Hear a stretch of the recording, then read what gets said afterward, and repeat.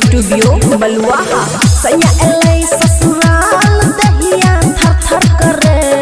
सैया एलै ससुराल दहिया थर थर करे कि दैया कि सखी हम नहीं जब ओई घर खटिया चर चर करे कि सखी हम नहीं जब ओई घर खटिया मर मर करे डीजे बजे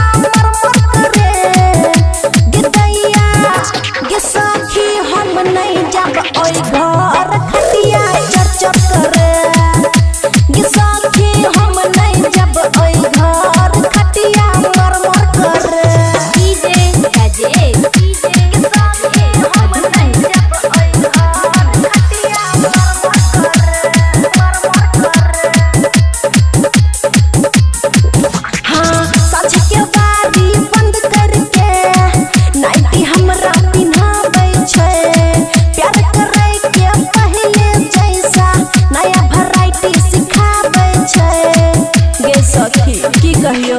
हाँ हाँ साझ के बारी बंद करके नाइटी हमरा पिन्हाबै छै प्यार करे पहले जैसा नया वैरायटी सिखाबै छै प्यार करैले आमनवा की हर बार करे प्यार करैले आमनवा की हर बार करे कि दैया कि सखी हम नहीं जब ओई घर खटिया चर चर करे कि सखी हम नहीं जब ओई घर खटिया मर मर करे। खुशी रिकॉर्डिंग स्टूडियो बलुआहा।